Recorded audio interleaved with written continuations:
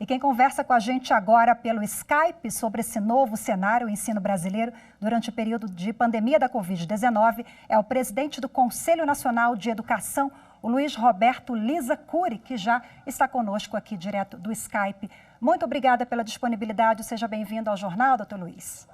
Eu que agradeço. Muito obrigado pelo convite. Esse é um tema dos mais relevantes para o Brasil hoje. Bom, a Lei de Diretrizes e Bases da Educação Básica, ela diz que o ensino deve ser presencial. Nesse momento de excepcionalidade, em virtude da pandemia, há essa autorização, então, para o ensino à distância e, na prática, como é que pode ficar isso, tendo em vista que o Brasil vive essa dificuldade de não ter acesso à educação, muitas famílias, né, de baixa renda, que dirá a internet. Um desafio, né? Exato. Bom, olha, veja, tanto a LDB, a Lei de Diretrizes e Bases, quanto o decreto presidencial que regulamenta, indicam a perspectiva de ofertar educação básica à distância em casos de emergência, etc. Esse é um caso de emergência, não é? Com exceção à educação infantil, tá certo?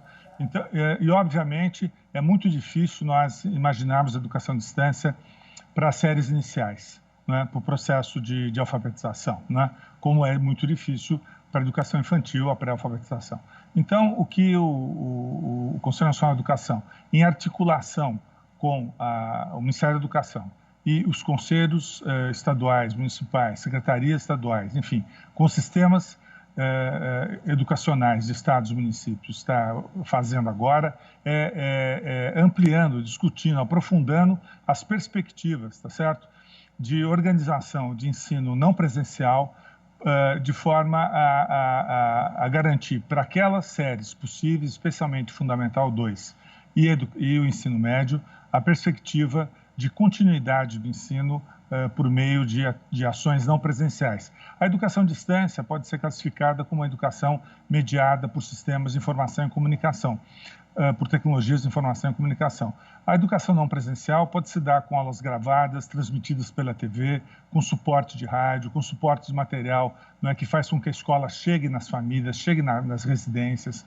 Não é? Há uma série de ações sendo organizadas nacionalmente e o Ministério da Educação organizou uma série de portarias e ações e até uma medida provisória que, digamos assim, ampliam o processo de gestão, não é? Seja da reposição dos conteúdos, dos objetivos de aprendizagem previstos, inclusive, na Base Nacional Comum Curricular. O Conselho agora vem, com essa base dada pelo Ministério da Educação, vem discutindo com os conselhos qual a melhor forma de atuar, respeitando sempre a autonomia dos conselhos, respeitando as diversas situações de acesso. Os acessos são obviamente, não uniformes no país, não é? Existem escolas em aldeias, escolas ribeirinhas, escolas em periferias de grandes centros urbanos. Esse acesso tem que ser, digamos assim, cautelosamente verificado para que não haja, digamos assim, mais discriminação no processo de oferta, não é, da educação não presencial.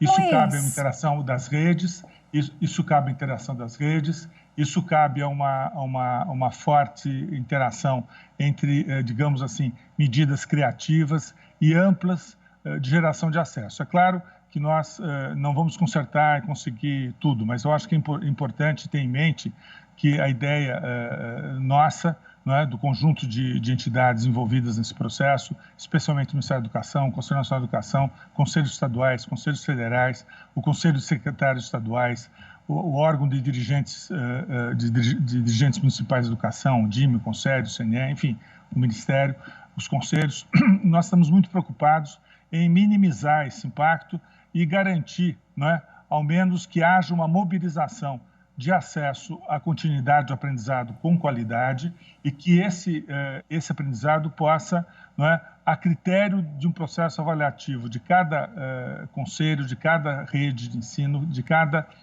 sistema de ensino, possa ser aproveitado como item a não ser reposto. Aquelas atividades que não forem, digamos assim, possíveis de reposição, ao menos ajudam a mobilização, não é? Ajudam o acolhimento, não é? Numa fase muito difícil das crianças em casa, com as famílias, não é? No sentido de manter a mobilização e o espírito, digamos assim, da presença da escola viva nos ambientes. Isso é muito importante, especialmente para a educação infantil. A educação infantil, é óbvio, é muito mais proposição de atividades gerenciadas pelos pais do que propriamente atividades que possam ser repostas, né? Mas essa é uma questão que tem a ver com o limite dado pela LDB e também com a perspectiva de organização de cada uma das redes. O CNE está fazendo um trabalho amplo de justamente flexibilizar ao máximo, não é, o acolhimento dos direitos ao aprendizado. Isso é muito importante para que também o retorno às aulas não dê sob pressão dessa dificuldade de continuidade de aprendizado. Muitas dessas atividades, especialmente no Fundamental 2 e no ensino médio, poderão ser, digamos assim, convalidadas, poderão ser validadas, tá certo? Doutor Luiz Roberto... Se não 100%, mas pelo menos uma parte. Doutor Luiz Roberto, imagina, desculpa a interrupção, infelizmente... Não, eu falei demais, mas é só para dar uma infelizmente, ideia geral. O nosso tempo é curto, mas é bom que o senhor esclareceu vários pontos, várias dúvidas sobre esse assunto, que de fato a gente precisa se adaptar à excepcionalidade, né? Muito obrigada mais uma vez, eu conversei aqui ao vivo com o presidente do Conselho Nacional de Educação, o Luiz Roberto Liza Cury. Obrigada, boa tarde. Eu que agradeço, obrigado.